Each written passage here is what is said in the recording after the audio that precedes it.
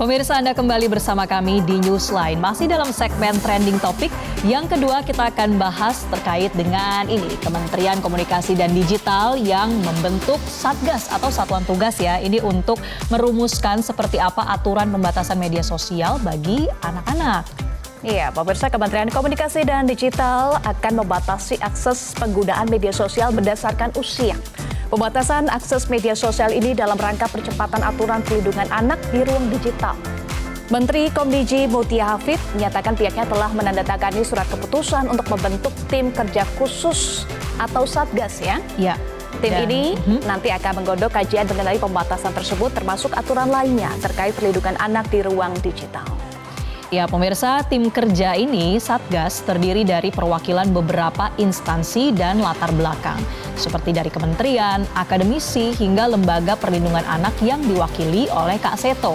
Nah, lembaga ini sudah bekerja atau satuan tugas ini bekerja mulai hari Senin 3 Februari 2025 kemarin, dan Menkomdiji Mutia Hafid mengatakan bahwa upaya ini adalah untuk menangani maraknya konsumsi konten pornografi yang dilakukan oleh anak-anak di internet. Selengkapnya kita simak pernyataan dari Menteri Komdiji Mutia Hafid berikut ini.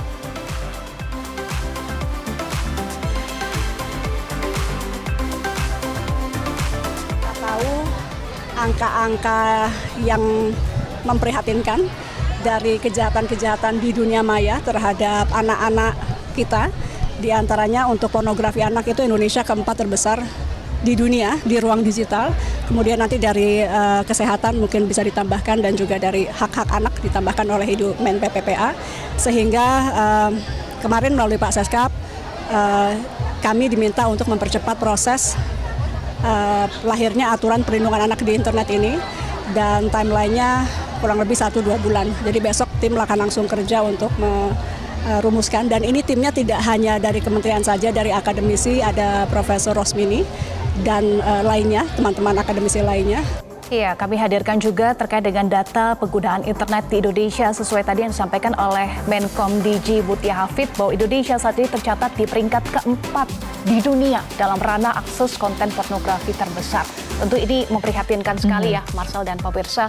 Bahkan data National Center for Missing and Exploited Children pada 2024 mengungkapkan bahwa kasus pornografi anak Indonesia selama 4 tahun terakhir mencapai lebih dari 5 juta kasus. Iya, dan selain itu pemirsa, penetrasi internet ini ternyata didominasi oleh kelompok Gen Z atau mereka yang lahir antara tahun 1997 hingga 2012, yaitu persentasenya ada lebih dari 87%. Nah, angka yang tinggi dari penggunaan internet ini disumbang juga oleh generasi post Z atau mereka yang lahir setelah tahun 2013. Artinya masih usia anak ya saat ini, masih di bawah umur. Dan untuk post Z ini penetrasinya mencapai lebih dari 48%.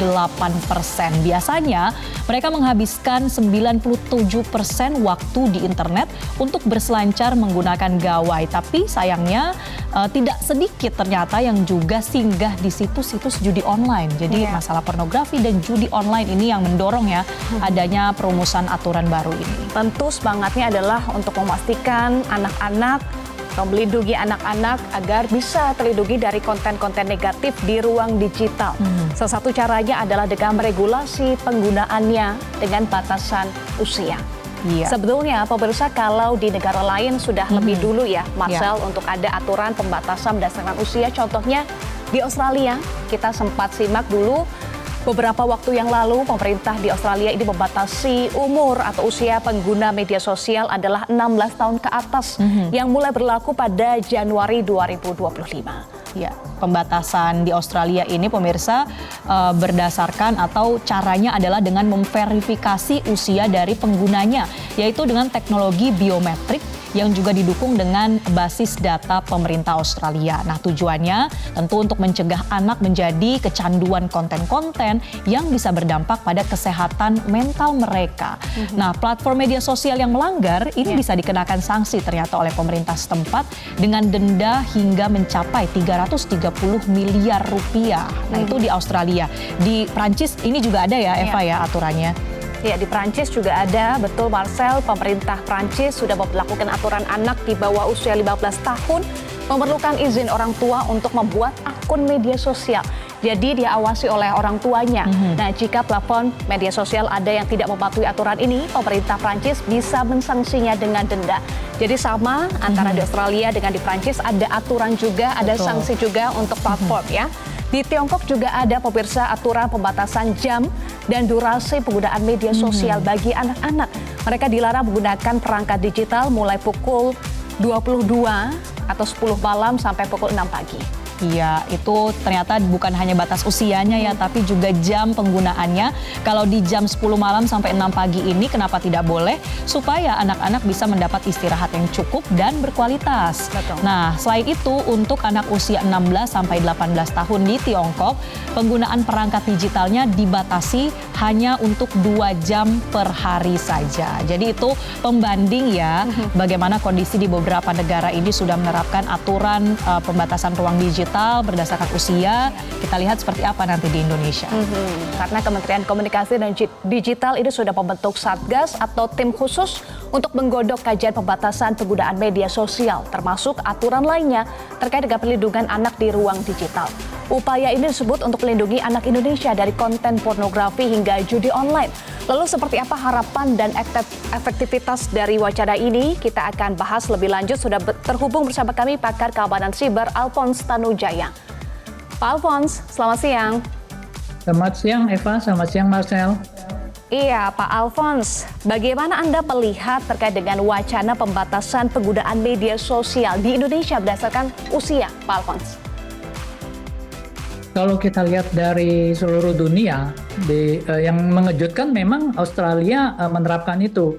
Kan dulu kesannya bahwa kalau pengawasan yang terlalu ketat ini negara yang otoriter seperti Cina gitu. Lalu negara barat itu agak bebas gitu. Tetapi setelah kita lihat, rupanya Australia melihat bahwa kalau diberi kebebasan rupanya tidak bisa anak-anak masih kecil gitu. Akhirnya mereka melihat bahwa dampaknya lebih berbahaya kalau dibebaskan, sehingga mereka memutuskan untuk ikut dalam pembatasan. Demikian juga Perancis.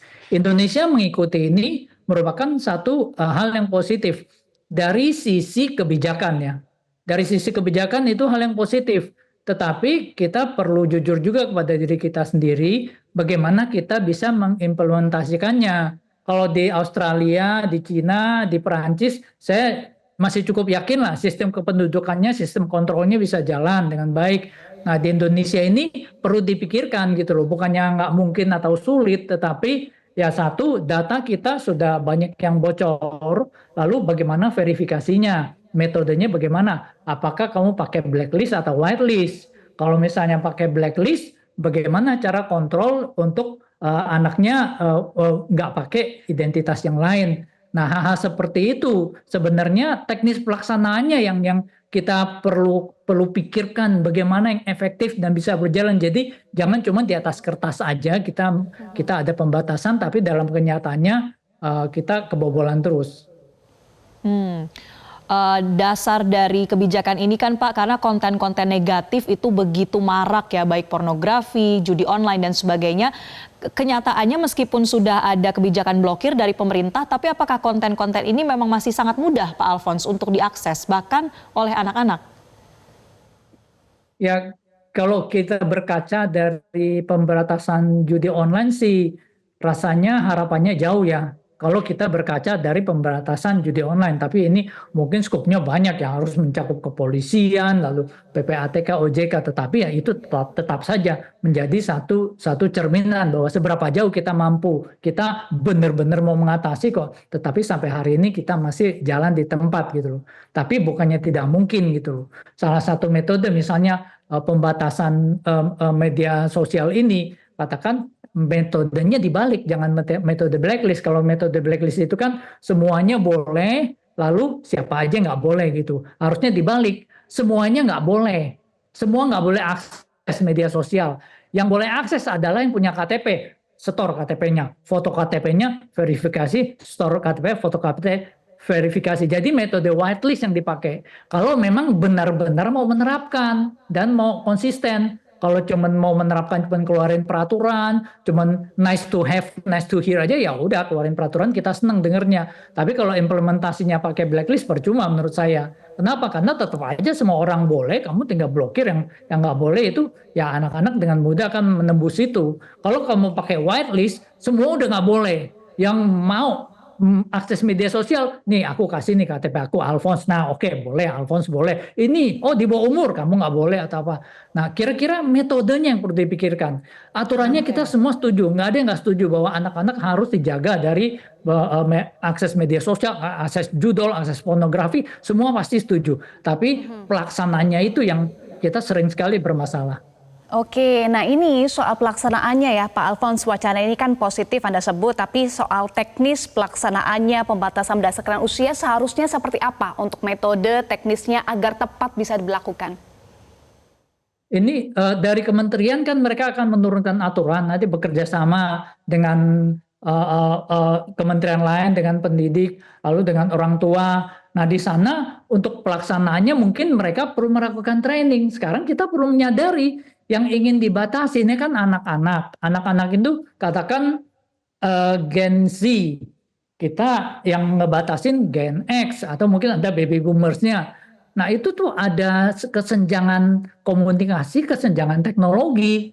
Jadi bagaimana mungkin kita yang secara umum lebih gaptek dari anak-anak, kita mau membatasi anak-anak yang lebih fasih teknologi dari kita. Jangan-jangan malah kita yang malah nggak ngerti, malah kita mesti belajar dari mereka. Jadi itu juga yang perlu dipikirkan, semampu apa, sejauh mana kemampuan kita. Itu poin pertama. Poin kedua menurut saya yang lebih penting, sebenarnya pembatasan ini kalau kalian sudah nyerah, kalau orang tuanya udah nyerah. Kenapa? Sebenarnya ini adalah tugas orang tua untuk mendidik anak, untuk mengetahui yang ini nggak boleh, pornografi kamu belum umurnya, kamu nggak boleh, untuk judi nggak boleh atau apa. Itu sebenarnya tugas dari orang tua yang berusaha diambil alih oleh negara gitu loh. Nah, hal-hal seperti ini yang perlu disadari juga. Jadi jangan semua beban orang tua dilempar ke negara, ya lama-lama orang tua nggak ada kerjanya itu. Negara aja yang disuruh tanggung jawab semua gitu loh. Baik, Pak Alphonse, kalau media sosial itu kan setiap platform sudah punya regulasi sendiri ya, misalnya Twitter itu minimal adalah 13 tahun. Nah kalau kemudian pemerintah Indonesia mengeluarkan lagi aturan pembatasan ini, apa sanksi yang bisa diberikan kepada platform media sosial atau memang apakah bisa pemerintah Indonesia ini bekerja sama, berkolaborasi dengan setiap platform supaya pengawasannya dari dua arah lebih bagus? Setiap platform itu harus mengikuti aturan di setiap negara. Jadi mereka wajib, tiap negara itu berhak berdaulat atas ranah digital mereka. Kalau misalnya Twitter bilang 13 tahun boleh akses Twitter atau X bilang 13 tahun boleh akses. Kalau Indonesia bilang enggak, 17 tahun baru boleh akses, ya X itu harus mengikuti. Kalau misalnya X nggak mengikuti, ya udah kamu nggak bisa jalan di sini karena kamu nggak comply gitu loh. Dan apakah mereka bisa melaksanakan itu? Tidak sulit. Orang Indonesia untuk mengakses X itu ketahuan kok IP-nya dari mana, identifikasinya dari mana. Itu hanya masalah ketegasan dan konsistensi kita untuk menjalankan aturan. Jadi itu memang haknya kita dan itu kewajiban kita, tanggung jawab kita terhadap anak-anak, karena di masa depan 5 tahun, 10 tahun lagi anak-anak itulah yang akan memimpin Indonesia. Itu yang perlu kita pikirkan dan memang kita dari sekarang memang harus melakukan dengan sangat baik. Baik, jadi semangatnya ini bagus, tetapi yang menjadi catatan Pak Alphonse adalah bagaimana teknis pelaksanaannya, metodenya, termasuk sumber daya yang mengawasi ya untuk penggunaan media sosial bagi anak-anak dan juga sanksi bagi platform yang tidak mematuhi aturan yang diberlakukan oleh suatu negara. Terima kasih pakar keamanan siber Alphonse Tanujaya sudah bergabung bersama kami di Newsline. Jelajahi cara baru mendapatkan informasi. Download Metro TV Extend sekarang.